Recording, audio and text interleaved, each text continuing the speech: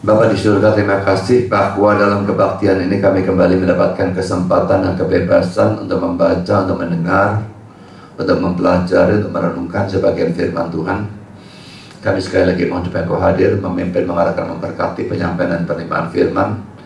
Dan tolong hamba mudah menyampaikan, berikan kekuatan jasmani, pikiran, suara, berikan pengurapan, berikan kata-kata, tambah kurangi, ubahkan segala persiapan khotbahnya sehingga apapun yang dia sampaikan sungguh-sungguh adalah kebenaran yang datang dari Tuhan sendiri.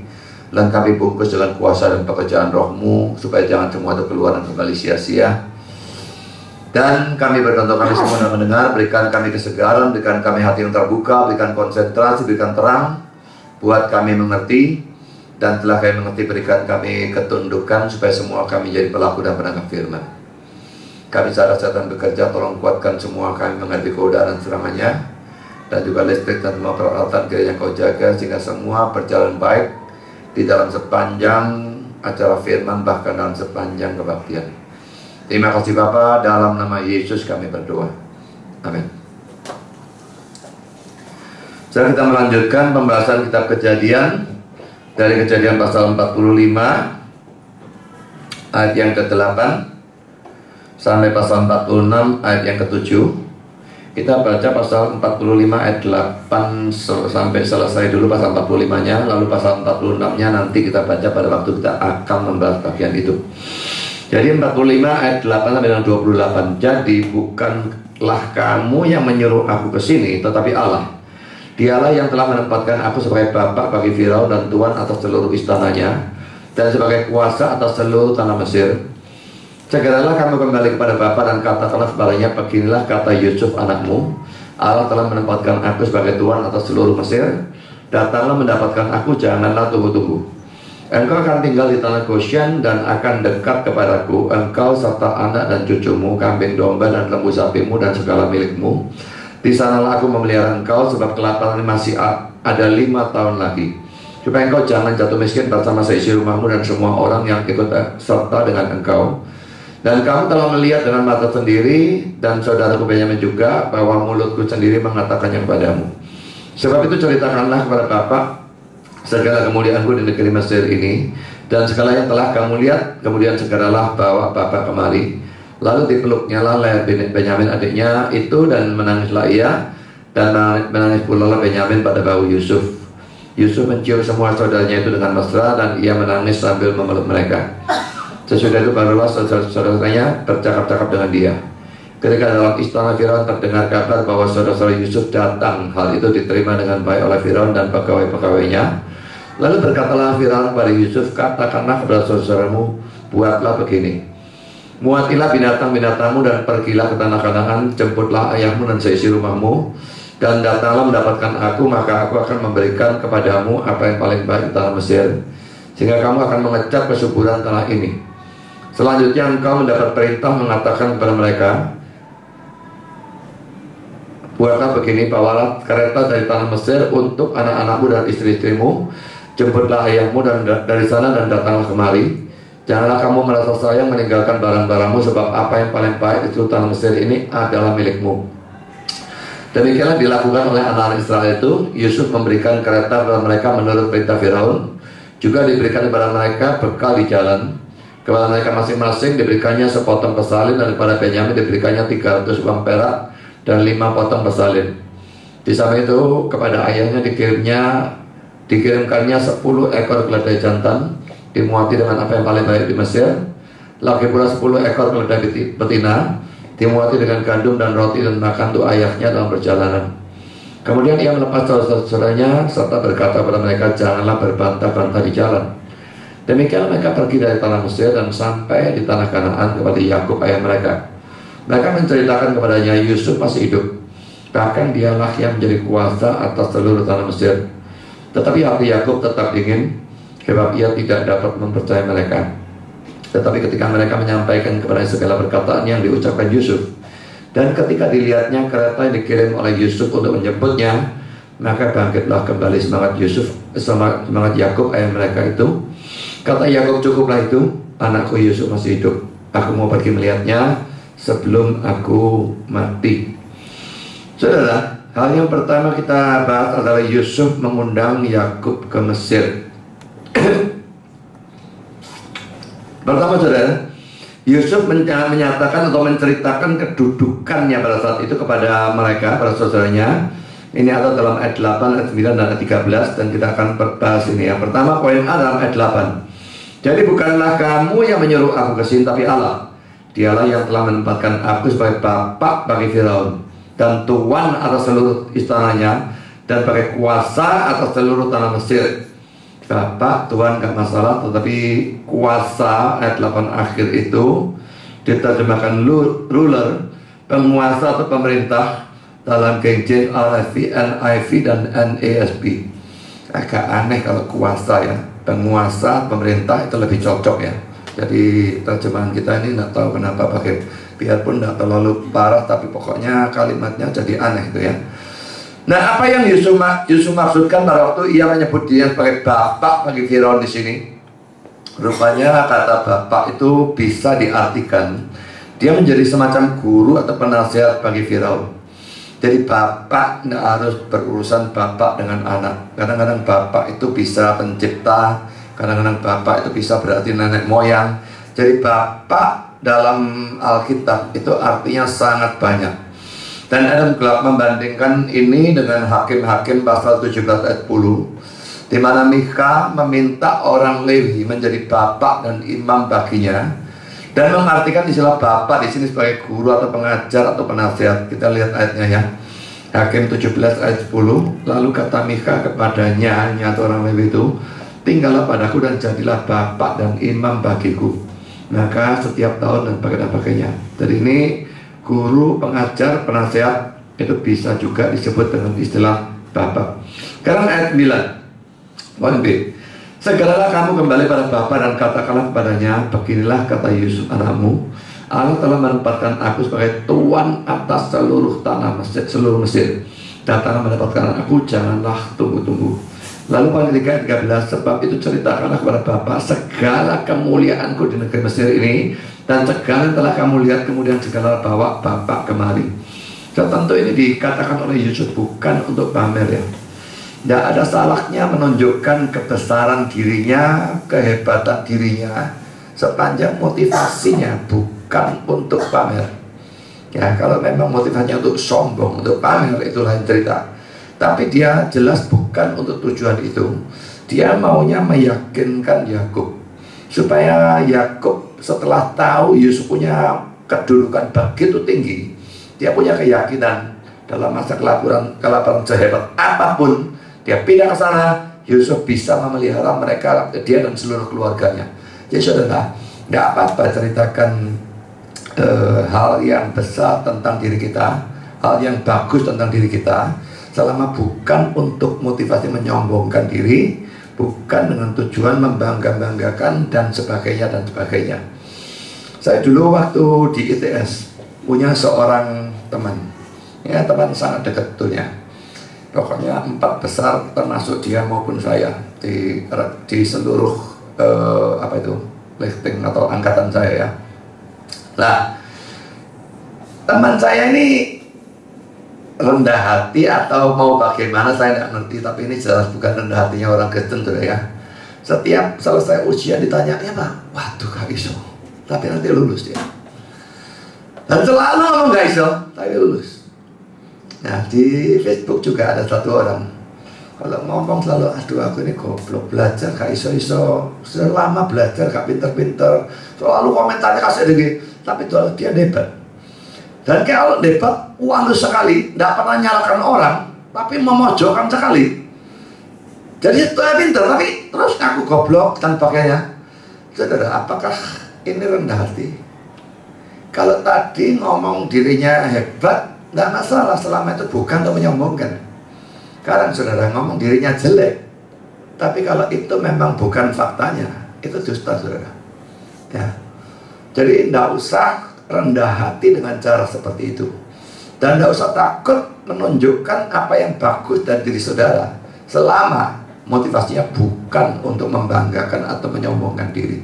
Omong yang benar saja dan pakai motivasi yang baik, maka tidak ada masalah dengan hal seperti itu. Karena poin yang kedua, Yusuf mengakui bahwa Tuhanlah yang menjadikannya seperti itu. Ini dalam pasal 45 ayat 8 dan 9 kita akan baca. Jadi bukanlah kamu yang menyuruh aku ke sini, tetapi Allah. Dialah yang telah menempatkan aku sebagai bapa bagi Firaun dan tuan atas seluruh istananya, dan sebagai kuasa atau penguasa atas seluruh tanah Mesir. Segeralah kamu kembali kepada bapa dan katakanlah padanya, beginilah kata Yusuf anakmu, Allah telah menempatkan aku sebagai tuan atas seluruh Mesir. Datang menempatkan aku, jangan tunggu-tunggu. Jadi saudara, dia mengakui dia bisa punya kedudukan begitu tinggi. Tuhan yang menjadikan dia seperti itu. Saudara, bandingkan ini dengan ayat ini ya. Kita lihat Mazmur 75 ayat 7 dan ayat 8. Sebab bukan dari timur dan atau dari barat, dan bukan dari padang gurun datangnya peninggian itu, tetapi Allah adalah hakim. Direndahkannya yang satu dan ditinggikannya yang lain. Tempo hari waktu di Elim itu ada ya bentrokannya di Facebook itu ya. Satu orang yang dari kelompok saya namanya Bro Julius itu dikeluarkan oleh adminnya yang ya sangat-sangat subjektif dan sok berkuasa, tegur-tegur. Memang yang sana kasar, tapi yang sana juga kasar, tidak apa-apa. Yang sini kasar tidak boleh. Nah, akhirnya dia dikeluarkan. Nah, dia lapor pergi ke pemiliknya. Seluruh adminnya dihentikan semua, termasuk orang yang mengeluarkan dia, dan dia dikembalikan. Lalu saya tanpa ngomong apapun, ayat ini tak buat draft yang baru. Saya taruh ayat ini. Allah adalah hakim, direndahkannya yang satu dan ditinggikannya yang lain. Dia kerosot atau enggak, saya enggak tahu. Tapi yang satu teman saya kerosot, dia komentar saya haha gitu ya. Jadi saudara, orang bisa naik pangkat, orang bisa anjlok, semua itu Tuhan yang ngatur, Tuhan yang menetapkan. Kaya jadi bangkrut, atau yang miskin bisa jadi kaya luar biasa.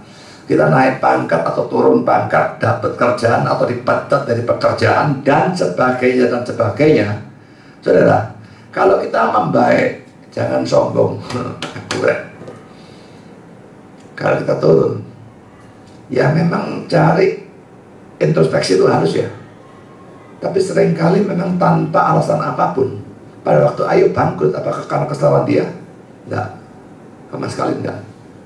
Tapi laki-laki apakah bukan Tuhan yang mengatur? Loh, setannya menyerang. Setan tidak bisa nyerang kalau tidak ada izin dari Tuhan. Dan kalau Tuhan tidak menghendaki, dia tidak akan mengizinkan. Jadi semua memang jelas sudah diatur oleh Tuhan, sehingga diizinkan setan menghancurkan dan sebagainya. Yang jelas saudara, kita naik atau kita turun, dalam kekayaan, dalam kemiskinan, dalam kesehatan, dalam power dan sebagainya, dalam jabatan, dalam kedudukan di pekerjaan dan sebagainya. Apakah tidak mungkin tukang parkir jadi bos? Bisa sekali. So, kalau saudara lihat bintang-bintang film, artis ya, apa ya, model kayak Tukul itu ya, saudara, dia punya kepintaran apa kecuali kepintaran nyocot, saudara. Modelnya kayak lebih lalu kayak Inul ya, yang tukang ngebor itu ya. Lah, dia dulu apa? Dia juga dulu cuma tukang tanda deh, kampung-kampung yang tidak ada apa-apanya. Tapi ujung-ujung malah jauh. Sekarang sudah Inul lebih di mana-mana punya apa sih? Ya semacam kayak gitulah, di Kotik atau tempat apa gitu-gitu. Sampai saya kira di Kupang waktu saya ditunjukkan, ini tempat yang punya Inul. Waduh, punya di mana-mana. Berapa kekayaan dia?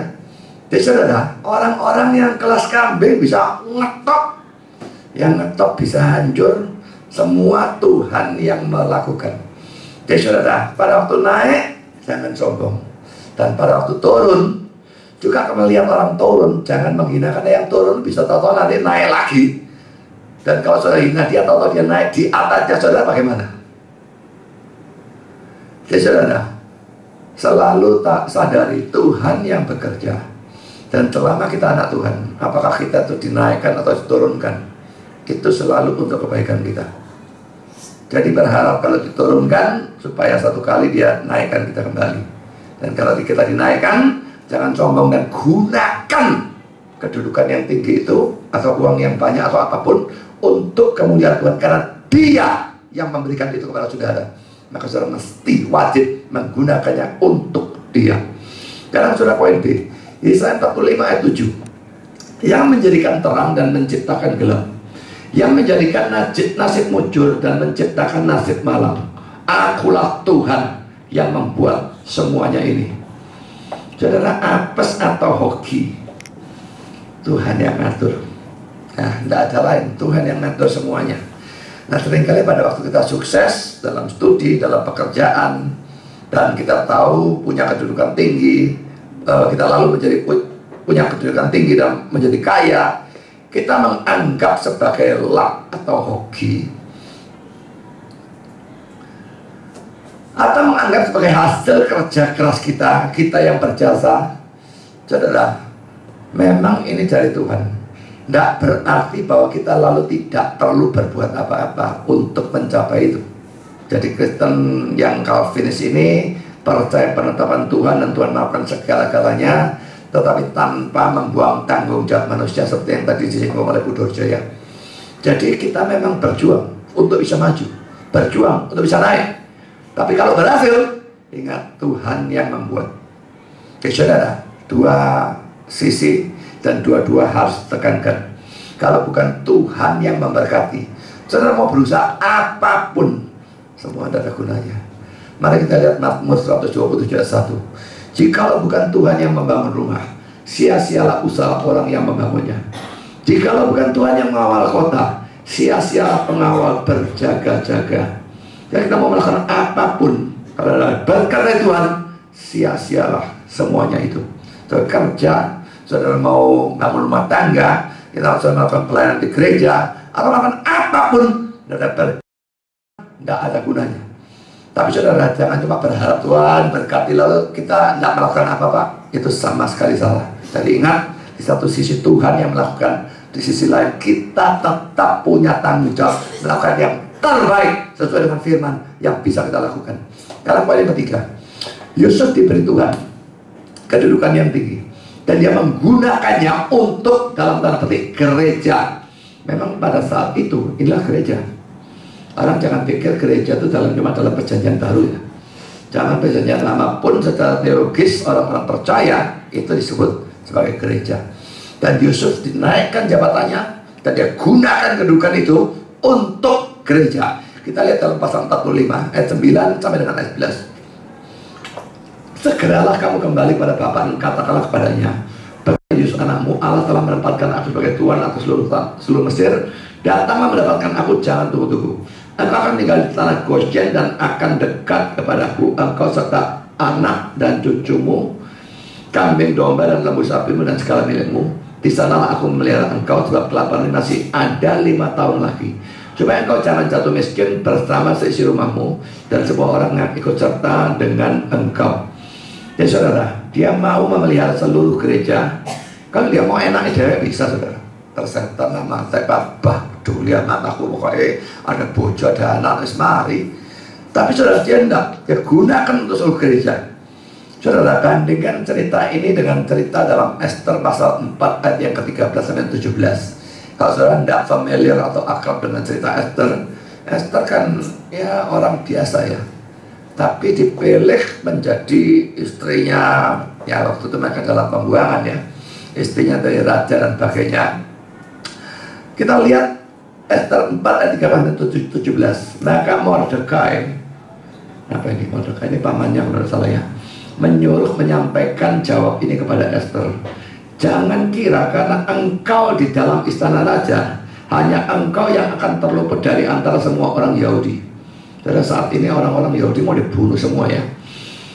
Sebab sekalipun engkau pada saat ini berdiam diri saja, engkau tidak mengurus Yahudi dibunuh bapak atau misalnya begitu ya, bagi orang Yahudi akan timbul juga pertolongan dan kelepasan dari pihak lain, dan engkau dengan kaum keluargamu akan binasa.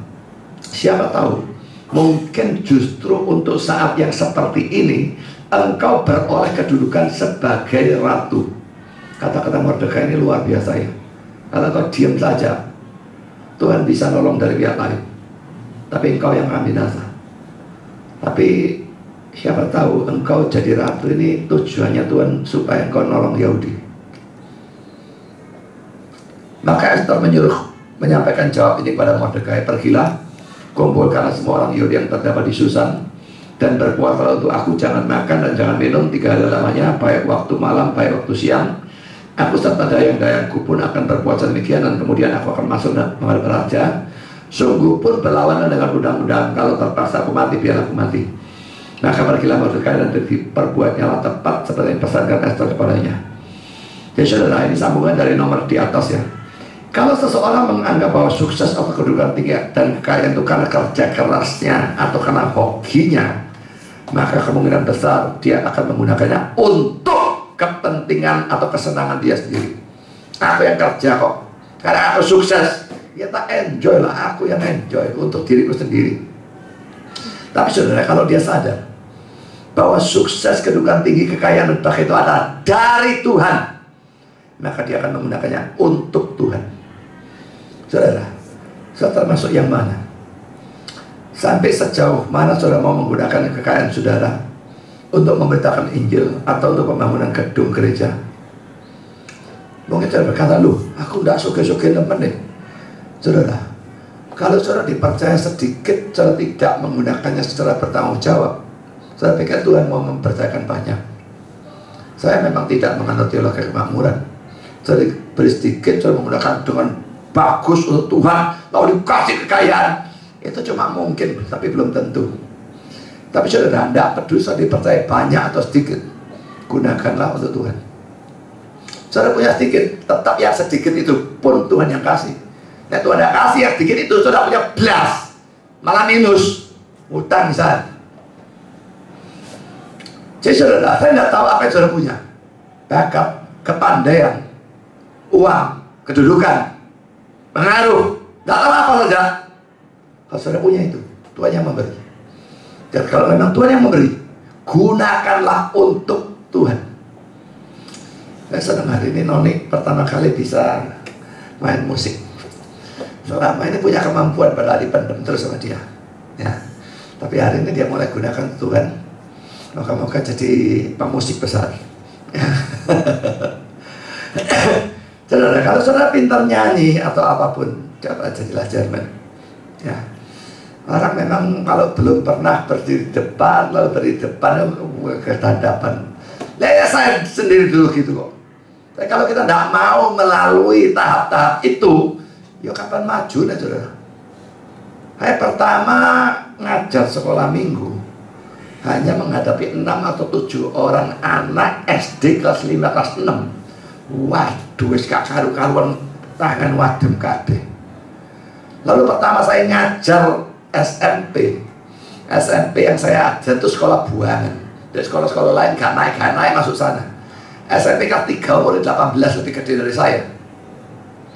Saya masuk kelas pertama, disurak isak keras, sak kelas. Ya bingung juga disurai, nggak pernah alami gitu. Ini sekolah, jadi guru pertama kali, jadi guru di sekolah buangan. Tapi saudara, saya terus saja dan ya sedikit demi sedikit bisa jadi guru, bisa jadi guru sekolah minggu. Khotbah pertama, waduh, juga ada karu-karuan. Saya buat khotbah yang cuma 15 menit. Saya yakin kalau saya suruh nulis, saya bisa nulis titik komanya, hafal semua. Saya hafal di atas mimbar. Baru 2 kalimat saya lupa bles. Dan bawa teks itu tidak tahu di mana, saudara. Bawa teksnya, tapi saya tidak bisa tahu saya di mana lagi. Ayo ngomong tok 5 menit selesai. Itu pertama kali khotbah. Padahal ya sudah sering ajar sekolah minggu sudah dan pakai, tapi khotbah lain lagi. Ngarepi jemaat, pembukaan camp lagi kira-kira 70 orang. Lumayan banyak untuk pertama kali khotbah. Tapi saudara, kalau kita tidak berani melewati hal-hal seperti itu, ya tidak akan pernah maju. Jadi saudara, coba ngajar sekolah minggu kayak jadi Jerman kayak musikus. Saya tidak tahu apapun, nginjil pribadi, apapun karena saudara. Ya kalau ternyata bisa jadi pengkhotbah dan sebagainya, bagus. Tapi yang jelas saudara, memang apa yang saudara punyai itu datang dari Tuhan. Apakah itu kekayaan, atau kemampuan, atau kedudukan, atau apapun, semua bisa digunakan untuk Tuhan. Gunakan untuk Tuhan. Hidup kita ini tidak lama, saudara ya. Ya mungkin saya sudah mendekati 60 dan tahun ini bakal 60. Berapa puluh tahun lagi sih hidup? 10 tahun? 20? Saya tidak berharap saya niru ayah saya lalu mati 97. Pas 97 berarti saya masih hidup 38 tahun lagi. Nah, lucu saya pikir. Saya gak senang tua-tua teman. Jadi orang tua itu, wah bagaimanapun tidak enak. Saudara yang di sini masih muda ada, Pak Budi mati disik. Belum tentu, saudara. Ya. Yang muda mati disik bisa. Saya tidak berharap siapapun mati cepat, saudara ya. Tapi saudara, kita tidak terlalu lama hidup dalam dunia. Mau enjoy dan gunakan secara egois apa yang milik kita. Enjoy seberapa banyak sih? Setelah itu miliaran triliunan zaman dalam kekekalan.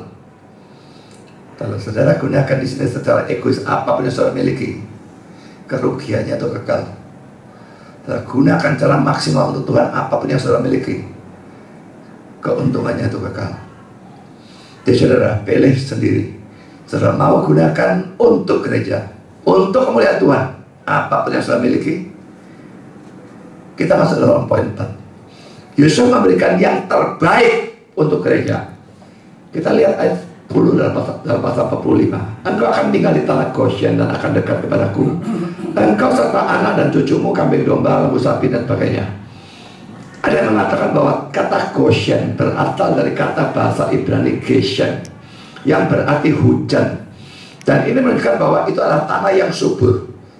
Jadi kalau banyak hujan memang jangan terlalu dipikirkan dengan banjirnya ya. Tapi banyak hujan itu tanahnya subur. Bandingkan juga dengan Kejadian 47 ayat 6 dan ayat 11 yang menunjukkan bahwa Goshen itu tanah atau tempat yang terbaik di seluruh Mesir. Mari kita baca ya, Kejadian 47 ayat 6 dan 11. Tanah Mesir terbuka untukmu. Tunjukkanlah pada ayahmu dan kepada saudara-saudaramu tempat menetap di tempat yang terbaik di negeri ini. Biarlah mereka diam di tanah Goshen. Dan jika engkau tahu di antara mereka dan sebagainya. Kita baca ayat 11. Yusuf menunjukkan kepada ayahnya dan saudaranya tempat untuk menetap dan memberikan kepada mereka tanah milik di tanah Mesir, di tempat yang terbaik di negeri itu, di tanah Rameses dan sebagainya. Jadi saudara, disebut Goshen, dan 2 kali ya dalam ayat 6 maupun ayat 11 disebut tempat yang terbaik di negeri ini. Jadi saudara, yang terbaik diberikan kepada Tuhan. Saudara mungkin memberi untuk Tuhan atau gereja, tetapi pikirkan apakah saudara memberikan yang terbaik untuk dia. Mengapa saya senang dengan lagu yang nomor berapa itu ya? Saya lupa dalam buku itu nomor berapa. Tuhan memberikan nyawanya, apa yang kau berikan bagiku dan sebagainya itu ya. Kata-kata itu indah sekali saudara. Dia memberikan nyawanya. Apa yang saya berikan pada dia? Saya berikan semua. Itu tidak bisa membalas apapun. Bahkan saya berikan nyawa saudara, itu tetap tidak bisa membalas dia.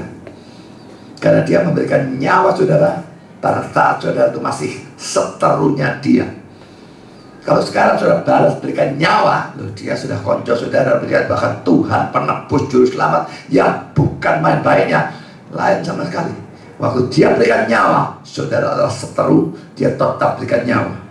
Jadi saudara, kalau pelit kepada orang itu masih bisa dimengerti, tapi pelit kepada Tuhan dan tidak mau menggunakan apapun yang dalam diri kita untuk Tuhan, maka itu jelas keterlaluan. Karena kita masuk pada poin yang kelima. Yusuf menekankan bahwa semua ini adalah rencana Allah. Kita baca pasal 45 ini ayat 5 ayat 7 sampai 9. Tetapi sekarang janganlah bersusah hati dan janganlah menyesali diri karena kamu menjual aku ke sini. Sebab untuk memelihara kehidupanlah Allah menyuruh aku mendahului kamu. Allah menyuruh aku mendahului kamu. Ayat 7, maka Allah telah menyuruh aku mendahului kamu untuk menjamin kelanjutan keturunanmu di bumi ini dan untuk memelihara hidupmu jika sebagian besar daripadamu tertolong. Ayat 8, jadi bukanlah kamu yang menyuruh aku ke sini, tapi Allah. Dialah yang telah menempatkan aku sebagai bapak bagi Firaun dan sebagainya. Ayat 9, segeralah kamu kembali pada Bapa dan katakanlah kepadanya, pergilah kata Yusuf anakmu, Allah telah menempatkan aku sebagai Tuhan atas seluruh Mesir. Jadi saudara, jelas bahwa Allah mengatur. Allah kalau dikatakan menyuruh, bukan dengan kata-kata ya. Yusuf pergilah ke Mesir, tidak pernah terjadi seperti itu. Pada waktu dikatakan Allah memerintahkan, pada waktu dikatakan Allah menyuruh, itu bisa diartikan Allah mengatur segala sesuatunya supaya Yusuf pergi ke Mesir. Sama seperti waktu dikatakan kepada Elia, aku telah memerintahkan seorang janda, ya, kalau aku memerintahkan burung-burung, itu tentu tidak dengan firman kepada janda-jandanya, tidak tahu Elia kok. Tapi dia mengatur janda, burung dan sebagainya itu memelihara kehidupan Elia. Di sini juga menyuruh, bukan dengan kata-kata verbal, tetapi dia mengatur segala sesuatunya sehingga akhirnya Yusuf menjadi penguasa Mesir. Nah saudara, mengapa Yusuf berusaha meyakinkan bahwa ini memang rencana Allah, ini memang pekerjaan Allah? Tujuannya supaya ini disampaikan pada Yakub, dan Yakub mau meninggalkan Kanaan, tanah perjanjian, dan pergi ke Mesir. Dan bagi Yakub untuk meninggalkan tanah perjanjian, mungkin dia akan pikir, loh ini bertentangan firman Tuhan. Oh ini tanah dijanjikan untuk aku kok. Lah aku pergi ke Mesir itu bukan tanah perjanjian kok. Tapi saudara, ya Yusuf berusaha meyakinkan itu rencana Tuhan, itu rencana Tuhan. Tapi sekarang ini rencana Tuhan, kamu pergi ke Mesir. Jadi itu tujuannya si Yusuf ya. Saudara, kita sekarang masuk di dalam poin yang ke-6. Firaun juga menghendaki supaya Yakub dan keluarganya pindah ke Mesir, dan dia mau memberikan yang terbaik bagi mereka.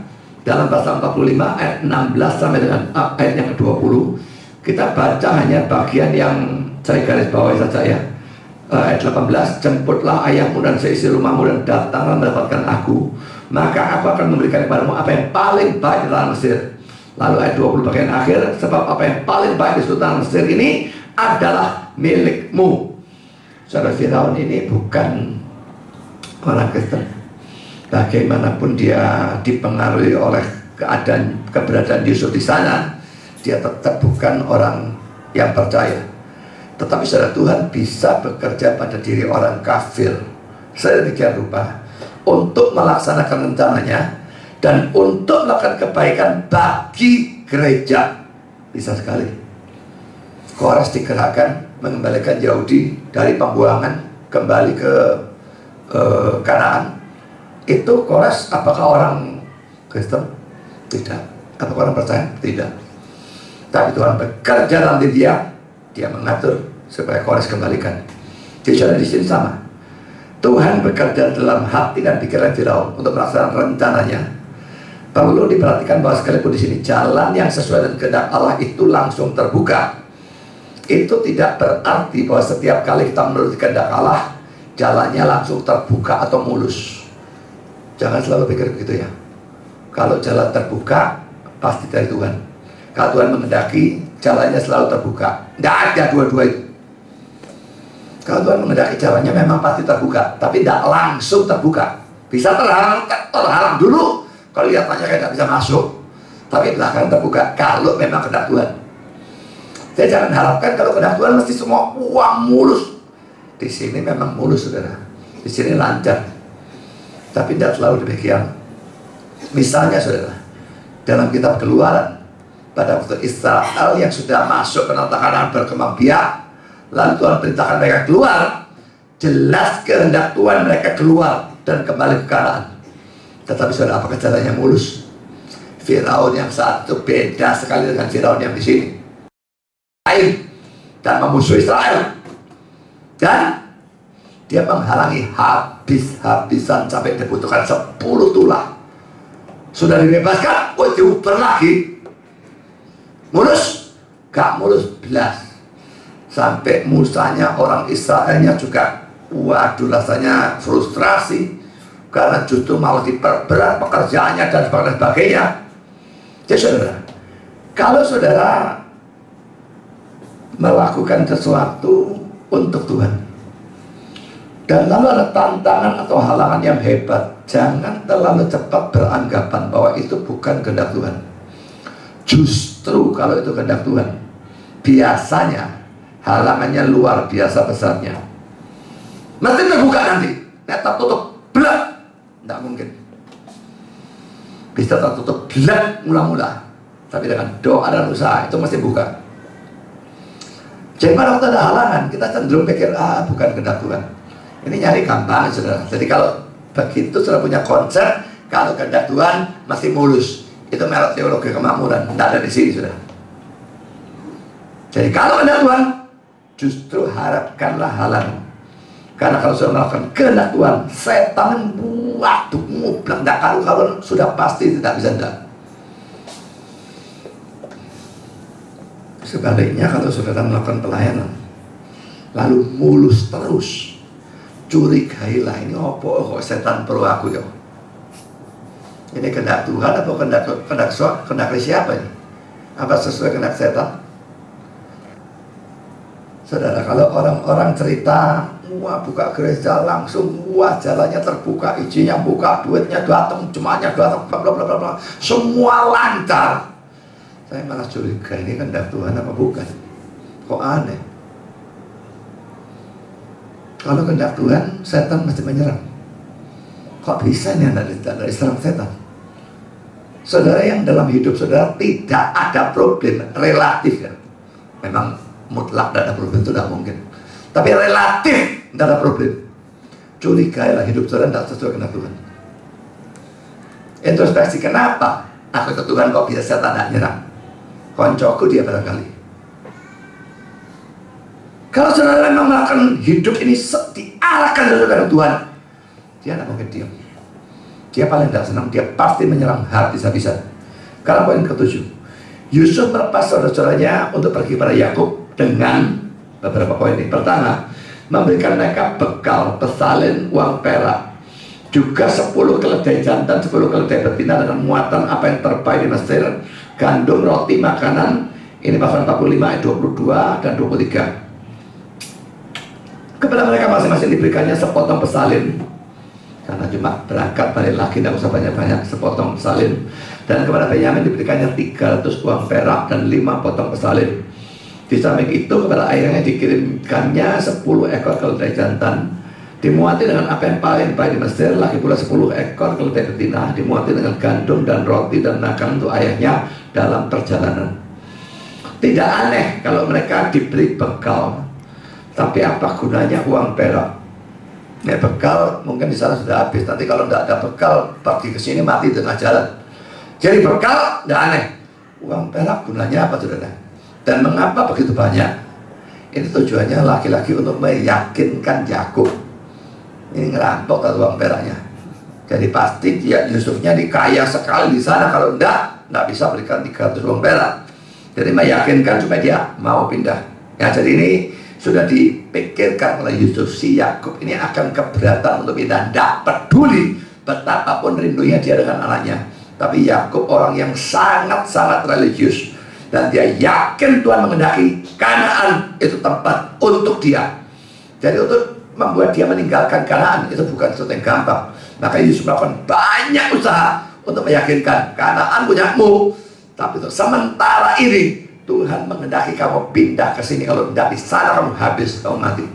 Dan poin B, pesan juga supaya mereka dalam perjalanan tidak berbantah-bantah atau gegeran. Ayat 24. Kemudian dia melepas saudara-saudaranya dan serta berkata kepada mereka, janganlah berbantah-bantah di jalan. Apa yang dikhawatirkan oleh Yusuf mereka berbantah-bantah? Saudara, mereka bisa berbantah-bantah karena pertama, saling menyalahkan dalam persoalan penjualan Yusuf sebagai budak. Bisa saja. Yang pada waktu ditahan sudah bantah-bantah tentang itu. Karena bisa lagi berbantah-bantahan, yang salah kamu, dan kira-kira tidak perlu. Tidak usah lah. Yang sudah selesai. Yang kedua, bisa juga iri hati kepada Benyamin yang diberikan jauh lebih banyak dibandingkan dengan yang lain. Mungkin Yusuf lagi-lagi kepingin mengetes mereka. Dulu iri hati sama aku, sekarang Benyamin tak kasih lebih banyak, tak lihat iri hati apa enggak. Tapi dia sudah mengantisipasi. Maka dia berikan pesan, jangan berbantah-bantah di jalan. Dan mereka pasti takut sekarang kepada Yusuf. Yusuf yang punya kedudukan tinggi. Saudara, Calvin menganggap bahwa apa yang dipesankan Yusuf kepada saudara-saudaranya ini juga merupakan perintah Tuhan bagi kita, supaya kita tidak marah atau bertengkar satu sama lain. Tidak ada yang lebih melemahkan gereja daripada kalau kita gegeran terus tidak habis-habis. Sekarang poin ke-8. Mula-mula Yakub tidak percaya. Kita lihat dalam pasal 45-26. Tetapi akhirnya telah melihat kereta-kereta dan yang diberikan oleh Yusuf dan sebagainya. Tidak ada kemungkinan saudara Yusuf dapat itu dari mana. Jadi akhirnya dia percaya dalam ayat 25 sampai ayat 28 dan dia mau pergi ke Mesir. Sekarang saudara kita masuk pada poin yang kedua dan kita membahas kejadian pasal 46 ayat 1 sampai 7. Yakub dan keluarganya pindah ke Mesir. Kita baca dulu pasal 46 ayat 1 sampai 7. Jadi berangkatlah Israel atau Yakub ya dengan segala miliknya dan ia tiba di Beersheba. Lalu dipersembahkannya korban sembelihan kepada kepada Allah Ishak ayahnya. Berfirmanlah Allah kepada Israel dalam penglihatan waktu malam, Yakub, Yakub, sautnya ya Tuhan. Lalu firman-Nya, akulah Allah, Allah ayahmu, janganlah takut pergi ke Mesir, sebab aku akan membuat engkau menjadi bangsa besar di sana. Aku sendiri akan menyatakan engkau pergi ke Mesir, dan tentulah aku juga akan membawa engkau kembali, dan tangan Yusuflah yang akan mengaturkan kelopak matamu nanti. Lalu berangkatlah Yakub dari Beersheba, dan anak-anak Israel membawa Yakub ayah mereka beserta anak dan istri mereka, dan mereka menaiki kereta yang dikirim Firaun untuk menjemputnya. Mereka membawa juga ternaknya dan harta bendanya yang telah diperoleh mereka di tanah Kanaan. Lalu tibalah mereka di Mesir, yakni Yakub serta seluruh keturunannya bersama-sama dengan dia. Anak-anak dan cucu-cucunya laki-laki dan perempuan, seluruh keturunannya dibawanya lah ke Mesir. Saudara, apa yang bagus sekali ya yang dilakukan oleh Yakub waktu perjalanan. Dia memang memulai perjalanannya, tapi belum sampai ke Mesir. Beersheba itu selatan Kanaan ya. Ini kan turun ya, Mesir ada di bawah. Dia berhenti di Beersheba dan dia berbakti di sana. Coba kita baca pasal 46 ayat 1. Jadi berangkatlah Israel dengan segala miliknya dan ia tiba di Beersheba. Lalu dipersembahkannya korban sembelihan kepada Allah Ishak ayahnya. Ini sesuatu yang luar biasa ya. Ada sukacita yang hebat karena dia tahu ya Yusuf ternyata masih hidup pada waktu dia sudah lama pikirkan mati. Masih hidup. Dan ada keinginan berkobar-kobar bertemu dengan Yusuf yang paling dia cintai. Tapi saudara, itu tidak membuat Yakubnya ini lupa daratan, lalu lupa kepada Tuhan. Saudara, kalau saudara terima berkat yang luar biasa seperti begitu ya, kira-kira apa yang terjadi? Saking senangnya lali kabeh, lali Tuhannya juga. Itu yang seringkali terjadi ya. Tapi hebatnya Yakub ini, dia tidak lupa Tuhan. Dia di Beersheba berbakti kepada Tuhan. Coba saudara dapat lotre gitu ya, lotre 100 miliar gitu. Nilai Tuhan apa enggak kira-kira ya? 100 miliar langsung mikir pergi Hawaii, pergi Amerika, pergi New Zealand, pergi Cina, lihat tembok Cina. Nah Isa ada trip pergi bulan melok. 100 miliar kerja apa? Nomor satu, ingat Tuhan ya. Pada waktu terima berkat besar jangan lupa daratan. Nomor satu, ingatlah Tuhan. Kalau lupa dan lupa seterusnya, nah ini yang cilaka ya. Berkat itu bisa jadi jerat ya. Kelihatannya berkat, tapi bisa sekali jadi jerat. Kalau saudara tahu-tahu dapat mobil, dulu nggak punya mobil, sepeda motoran, bahkan naik BMW. Karena naik, dikasih mobil, wabit lagi, Jaguar. Sebetulnya sangat bisa digunakan Tuhan. Wah, aku dulu nggak punya mobil, nah pergi gereja seorang, sekarang punya mobil, wah lebih rajin, bahkan jemputi orang. Bisa. Tapi bisa juga, dulu nggak punya mobil, pergi teratas repot. Karena punya mobil, pergi teratas gampang. Lah ngapain aku pergi gereja, pergi teratas saya? Pergi teratas, pergi terawat, pergi pergi, pergi bola, pergi mana saja. Saudara, bukan tidak boleh jalan-jalan. Tetapi saudara, kalau pada hari dimana kita mestinya kebaktian dan kita lakukan hal itu jadi dosa. Berkat ini bisa berubah menjadi kutuk kalau kita salah menggunakan. Jadi pada waktu dapat berkat saudara, apapun itu, juga termasuk dapat pacar. Wah, ini yang sering. Dulu tidak punya pacar, Tuhan. Sekarang punya pacar, pacarnya jadi Tuhan. Ini celaka. Jadi saudara, Diterima sekolahan juga. Wah, senang diterima universitas yang hebat. Tapi lalu lupakan Tuhannya, belajar terus. Nah, banyak saudara ya, berkat yang akhirnya jadi kutuk, mencelakakan diri saudara sendiri.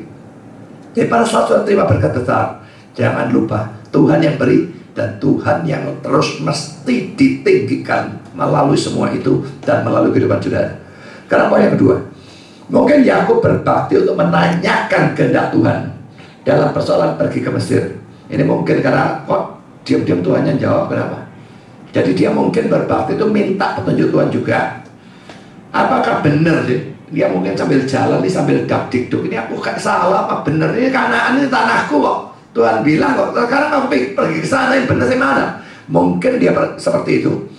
Nah, hal-hal yang mungkin menyebabkan Yakub ragu-ragu ini adalah beberapa poin ini ya. Pertama, pada waktu Abraham mengungsi ke Mesir karena adanya kelaparan di Kanaan, sama-sama kelaparan, mengungsi pergi ke Mesir. Tapi pada saat itu dia mendapatkan kesukaran dengan Firaun. Ingat ya, yang Sarah mau diambil dari istri dan sebagainya. Kedua poin B, pada waktu Ishak mengalami kelaparan di Kanaan dan mau pergi ke Mesir, Allah melarang dia.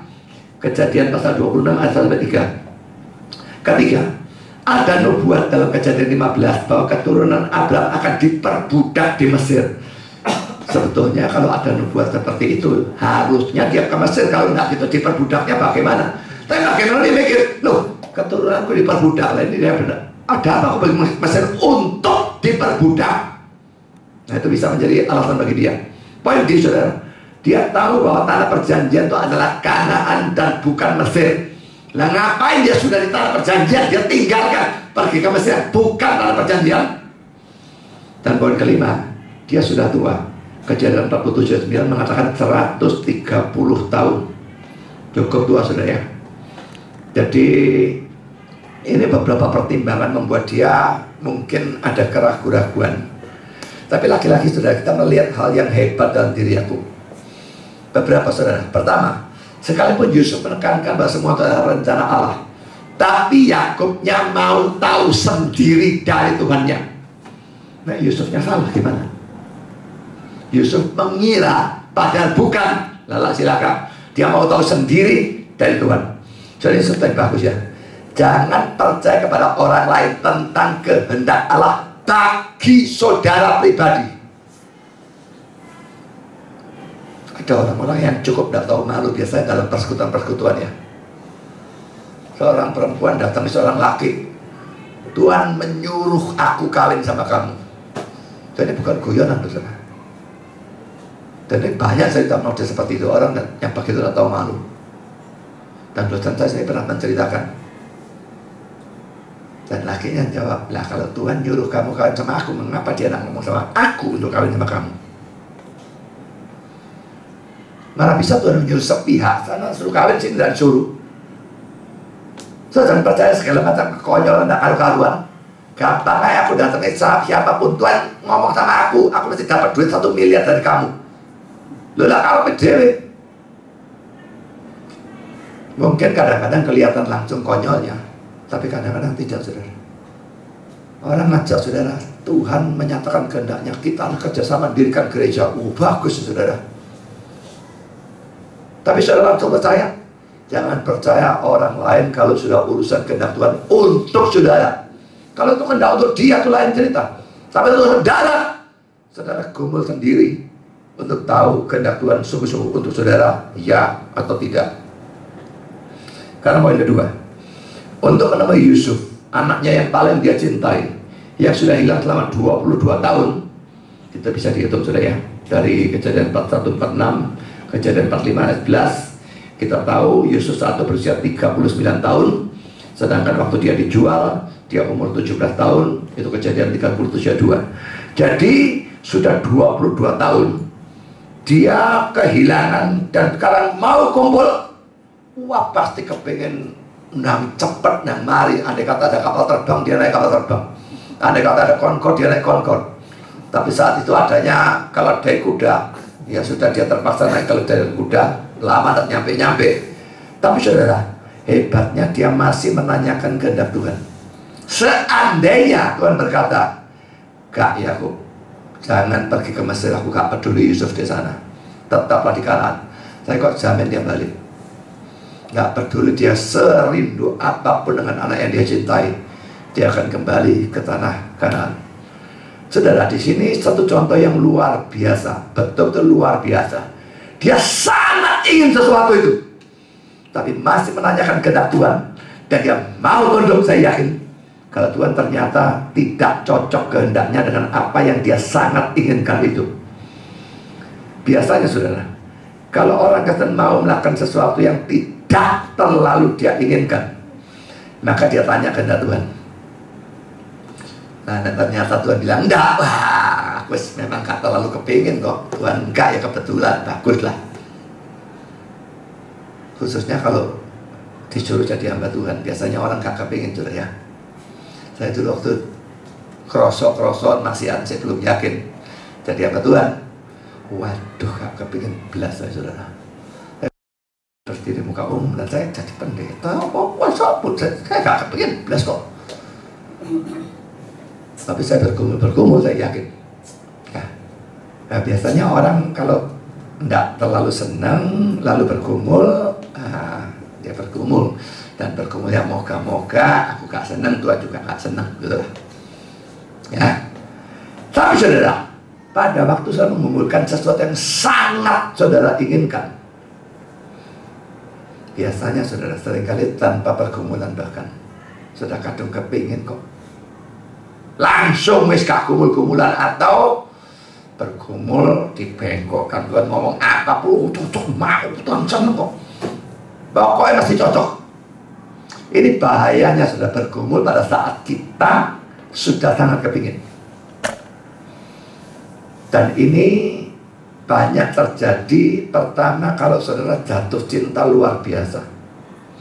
Sangat kepingin pacaran dengan si dia ini, menikah dengan si dia ini. Saudara, pada saat seperti itu masih tanya kehendak Tuhan atau enggak? Dan kalau Tuhan berkata enggak, saya nurut apa enggak?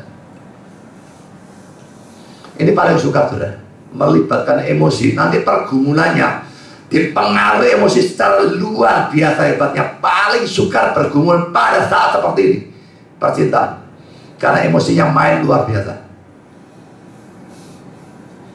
Kedua saudara, saya tidak punya pekerjaan atau punya pekerjaan tapi pekerjaan tidak enak, bayaran dek, bosnya bencet no. Tahu-tahu, wih, ditawarin pekerjaan, gajinya gede, kerjanya enak, semua enak, fasilitasnya enak, enak. Sangat kepingin bukan? Saya tanya kehendak Tuhan, siapa enggak? Dan pada waktu Tuhan jawab, dibengkok-bengkok, no pas apa enggak? Kalau misalnya Tuhan enggak boleh, Tuhan kau ini gak ngerti kerjaan ngawur, kok iso gak oleh, keliru kamu itu. Begitu? Saudara, Tuhan itu sering ngetes ya. Apa yang kita anggap bagus, dia justru larang. Dia ngetes, mau nurut aku, apa yang lebih bagus itu lebih penting dari aku atau enggak. Nurutlah, enggak peduli dia nyuruh apapun yang paling tidak menyenangkan bagi saudara. Kalau saudara sekarang, apalagi saudara itu agak deso gitu ya, gak pernah naik kapal terbang, gak pernah pergi luar negeri, tahu-tahu ada orang ngajak, ayo tak bayari jalan-jalan, pergi Hawaii, pergi Amerika, pergi Eropa, keliling dunia, tak bayari kabeh. Saya tanya kehendak Tuhan, ya apa enggak, ayo. Gak ngurus, kok lagi jalan-jalan luar negeri, jalan-jalan pergi kawah ijen, ayo gak tanya Tuhan, kok ngurus kok. Luar negeri mana? Tapi nanti dijak jalan-jalan pakai hutan belantaranya Irian Jaya, tanya Tuhan saudara ya. Kawena itu akhir lintah ulo segala macam, nggak keliru tuh pergi sana dah. Jadi saudara, pada waktu ada sesuatu yang sangat menyenangkan, begitu besar keinginan kita untuk lakukan itu, jangan lupa tanya kepada Tuhan. Karena sangat bisa itu datang dari setan. Dan kalau itu memang datang dari setan, mula-mula tok akan enak, belakangnya saudara hancur. Atau secara jasmani atau sekuler enak, secara rohani saudara hancur. Jadi dalam segala hal seperti ini tanyalah kepada Tuhan. Kalau saudara, kita masuk pada poin yang ketiga. Allah memberikan penglihatan dan firman dalam pasal 46 ayat 2. Berfirmanlah Allah pada Israel dalam penglihatan waktu malam. Yakub, Yakub, sautnya, ya Tuhan. Calvin berkata demikian, firman digabungkan dengannya, karena penglihatan yang diam akan membawa keuntungan yang sedikit atau tidak sama sekali. Karena itu dalam semua tanda-tanda lahiriah, baiklah kita memperhatikan suaranya. Jika kita tidak mau diperdayakan oleh tipu muslihat setan. Saya berpendapat saudara, kata-kata Calvin tidak mutlak benar, tidak selalu benar. Karena bisa saja Tuhan memberikan penglihatan tanpa firman, tapi penglihatannya begitu jelas, sehingga tanpa firman pun penglihatan itu memberikan pesan yang jelas kepada kita, itu tetap memungkinkan. Tapi kata-kata Calvin ini benar kalau dihubungkan dengan orang yang mengaku melihat penglihatan yang tidak ada artinya apa-apa karena tidak disertai firman. Itu tidak masuk akal, saudara. Misalnya ada dalam tanda petik hamba Tuhan, tidak tahu berapa tahun yang lalu, yang bolak-balik kalau dia sedang kebaktian, tahu-tahu, oh Tuhan Yesus ada di sana, oh Tuhan Yesusnya berdiri di sana tersenyum, oh Tuhan Yesusnya duduk di sana. Dia terus dapat penglihatan dalam kebaktian dan Yesusnya tidak melakukan apa-apa selain menampakkan diri dan senyum dan sebagainya. Lalu maksudnya di mana? Gunanya apa? Hanya menunjukkan diri tanpa bilang apa-apa, tanpa berkata apa-apa. Tuhan tidak kengangguran model seperti itu, saudara. Itu omong kosong. Atau itu khayalan dia, atau itu setan yang menampakkan diri. Saya baru-baru ini di Facebook ditanya orang, jadi kalau Pak Budi tahu ada malaikat nampakkan diri, lalu bilang apa ya, dia ngomong, kalau saya tidak salah ya, dia ngomong, malaikatnya bilang, kamu kayak bukan orang pilihan, kamu akan masuk neraka. Pak Budi berbuat apa? Saya jawab, tak tengking setannya, malaikatnya, karena aku yakin itu setan yang menyamar. Tak kasih ayat setan bisa menyamar jadi malaikat terang. Saya yakin saya orang beriman, dikatakan masuk neraka. Ini bertentangan firman. Tengking itu masih setan. Kok lagi nampakkan diri sebagai malaikat, nampakkan diri sebagai Yesus, tak tengking. Saudara, hati-hati dengan penglihatannya. Penglihatan bisa sangat menipu. Bisa setan menampakkan diri sebagai malaikat terang, jelas bisa. Sebagai Yesus pun bisa. Saya pikir yang menampakkan diri sebagai Maria dan sebagainya itu siapa? Itu bisa nangis keluar darah dan sebagainya, patungnya nangis keluar darah, mujizat-mujizat. Barusan ya satu orang Katolik ngasih kesaksian, ada fotonya dan sebagainya. Orang selama 50 tahun, orang perempuan ini, tidak tahu waktu ini sekarang dia umur berapa, masih hidup loh. Selama 50 tahun tidak hidup dari apapun, tidak makan apapun kecuali makan perjamuan kudus. Dan itu wah, bagi dia hebat sekali, mujizat dalam gereja Katolik. Saya berikan komentar, saya gak peduli pastornya tuh termasuk konco sama saya, sering guyonan sama saya gak ngurus. Nah, urusan kebenaran saya gak peduli konco atau gak konco. Saya tanya, di Alkitab sebelah mana perjamuan kudus itu fungsinya untuk seperti itu? Sampai mati cariin gak bakal nemu, saudara, masih di Alkitab Katolik. Perjamuan kudus itu mengingatkan kita pengorbanan Kristus, memberitakan pengorbanan Kristus juga, dan juga bersekutu dengan dia. Tidak pernah perjamuan kudus dimaksudkan untuk melakukan mujizat. Tapi sekarang gereja Pentakosta melakukan itu, variasi dan sebagainya, melakukan semua mujizat-mujizat. Dan ini termasuk juga ya. Makan perjamuan kudus toh 50 tahun. Gak tahu nih roti ini saksi-saksi saya gak ngerti. Ya terus anggur itu tak botol, yang milik tak botol, ya hidup masih 50 tahun. Tapi coba perjamuan kudus yang biasa dilakukan gereja Katolik, mesti ini gini. Nah, sehari sekali, bahkan sehari 3 kali. Lalu anggur saya ikut 50 tahun ngomong kosong. Tapi kalau itu memang terjadi, lah ya apa? Ya, mujizat tidak selalu dari Tuhan, saudara. Siapa bilang mujizat selalu dari Tuhan? Jadi Maria menampakkan diri, oke, Maria menampakkan diri bisa. Tapi dia berkata dalam menampakkan diri, akulah perawan yang tidak bercela. Lah, ini kan cocok sama Alkitab. Alkitab bilang semua berdosa kok.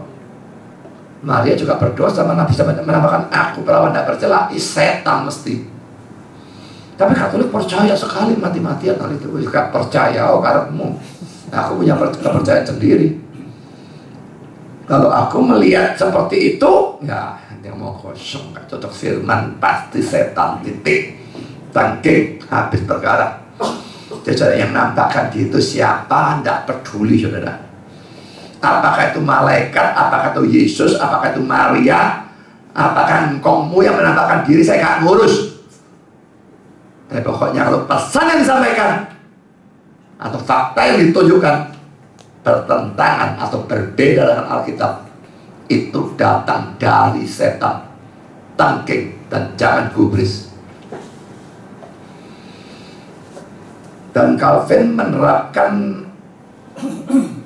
cerita ini, ada penglihatan disertai firman, sama dia diterapkan pada sakramen yang dikatakannya harus disertai pemberitaan firman Tuhan.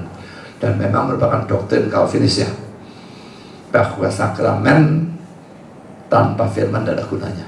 Beda kontras luar biasa gereja Katolik dengan Calvinisme ya. Katolik dalam ibadah itu perjamuan kudusnya itu yang acara puncaknya. Dalam Calvinis firmannya acara puncaknya. Dan tanpa firman seluruh sakramen tidak ada gunanya belas. Dalam mereka sakramen bisa dilakukan tanpa firman. Makanya mengapa saya tempoh hari tidak bisa terima Pak Moses dulukan sakramen sebelum firman. Ini konyol, saudara. Tanpa firmannya sakramennya adalah gunanya. Dan tidak bisa lalu firmannya taruh belakang. Firmannya dulu baru sakramen. Jadi hal seperti ini khususnya yang pengurus harus tahu, supaya jangan sampai terulang di gereja kita. Karena sudah kita masuk poin keempat. Ternyata Allah memang merestui kepergian Yakub ke Mesir dalam pasal 46 ayat 3. Lalu firman-Nya, akulah Allah, Allah ayahmu. Janganlah takut pergi ke Mesir, sebab aku akan membuat engkau menjadi bangsa yang besar di sana. Aneh ya, Ishak juga mengalami kelaparan di Kanaan. Mau ke Mesir, dilarang. Yakub mengalami kelaparan di Kanaan, mau ke Mesir, diperintahkan atau bahkan diizinkan. Jadi saudara, ini menunjukkan apa? Tuhan punya kehendak untuk tiap-tiap orang itu beda-beda, saudara. Orang satu boleh kawin, orang satu tidak boleh kawin. Orang satu boleh punya anak, orang satu tidak boleh punya anak. Orang satu mau pindah sini, pindah sana boleh. Orang satu enggak, kamu di sini. Jangan gunakan apa yang disuruhkan orang kepada disuruhkan Tuhan pada orang lain, diterapkan pada diri sendiri. Karena kehendak Tuhan lain untuk setiap orang. Jangan disama-samakan. Boleh berkomentar demikian. Tidak ada orang kudus yang bisa dengan aman memimpin dia sendiri dengan mengikuti teladan orang lain. Apa yang merupakan kehendak Allah tentang satu orang bisa bertentangan dengan kehendak Allah tentang orang lain. Ya, jangan tiru-tiru, saudara ya. Kok dia pindah ke Semarang gitu kata atau ke Jakarta jadi sugih, saudara melok pindah sana jadi bambu.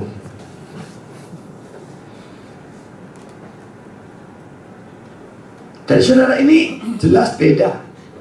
Dia jadi pendeta, pendeta jadi gereja gede. Saudara melok jadi pendeta, ambruk gerejanya.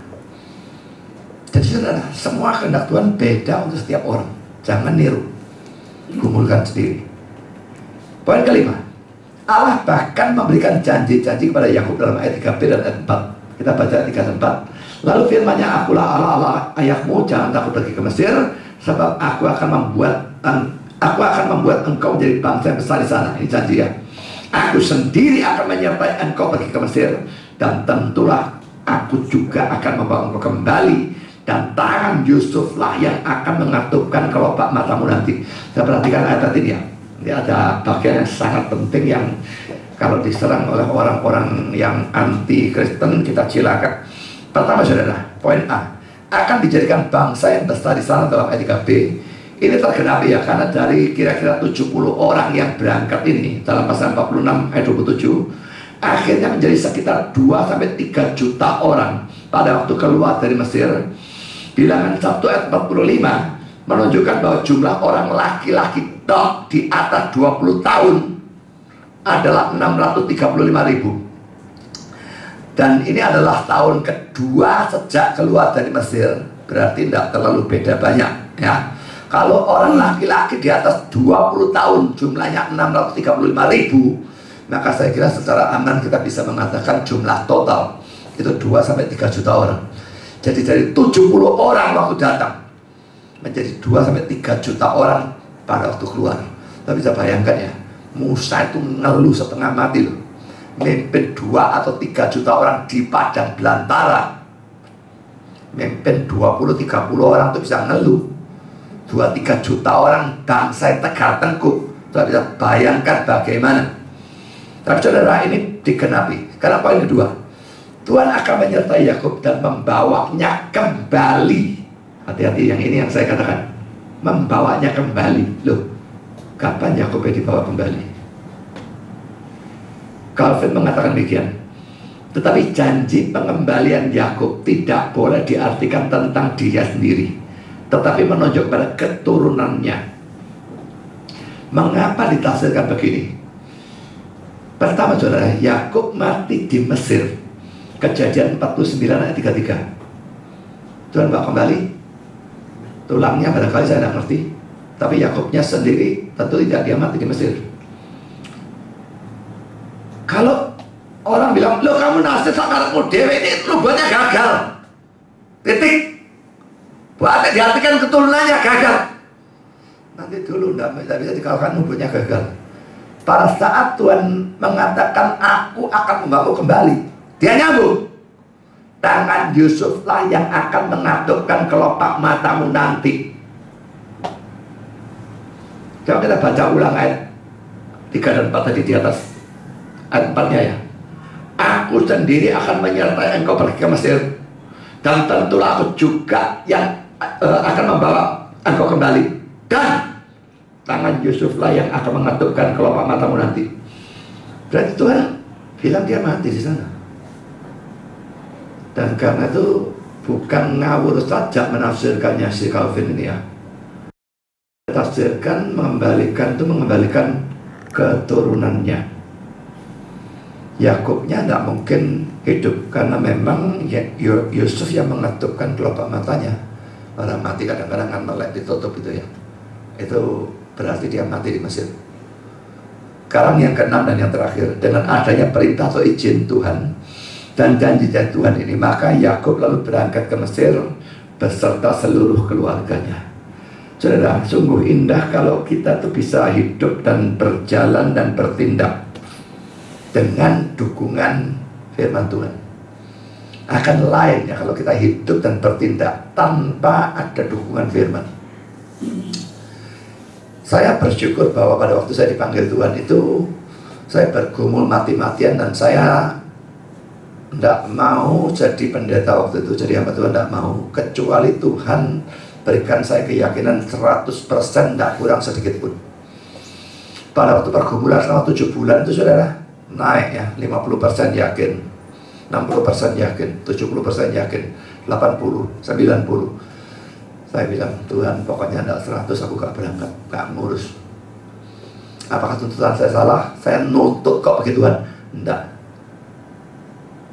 Ini urusan tidak main-main jadi hamba Tuhan. Belok 180 derajat dari apa yang saya mau. Saya mau 100% yakin kalau tidak berangkat. Dan akhirnya dia memberikan apa yang saya minta. Saya yakin 100% saya berangkat.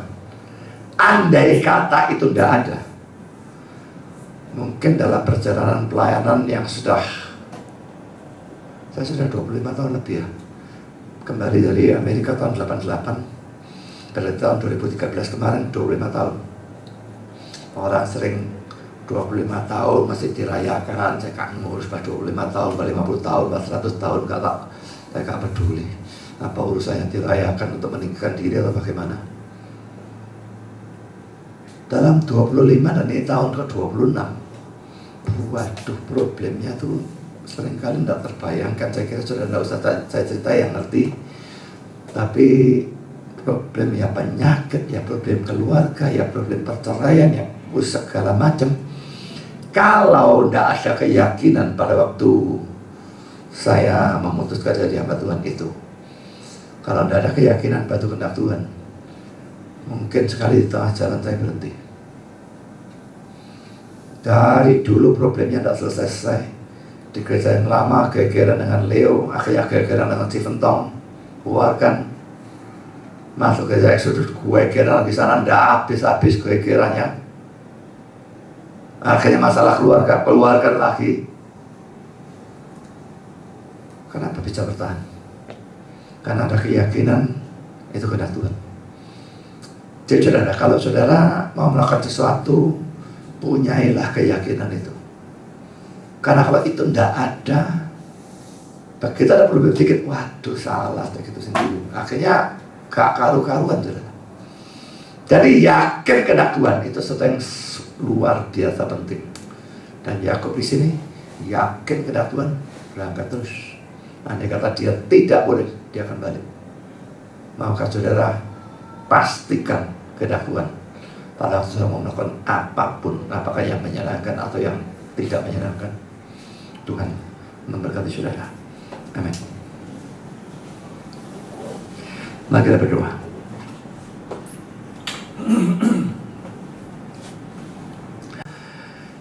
Bapa di surga, terima kasih Kau telah pimpin serta berkati dalam sepanjang acara firman.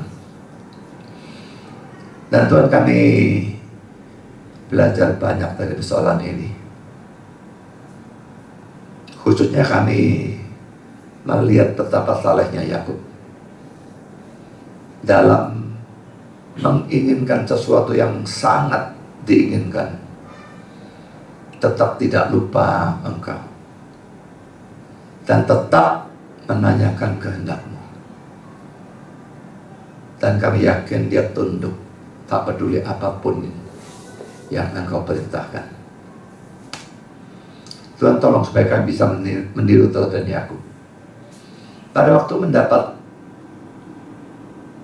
tawaran yang sangat menyenangkan atau menghadapi sesuatu yang sangat-sangat kami inginkan, pertama, untuk tidak lupa Tuhan. Kedua, untuk selalu tetap menanyakan kehendak Tuhan dan tunduk, tak peduli apakah kehendak Tuhan itu sesuai keinginan kami atau tidak.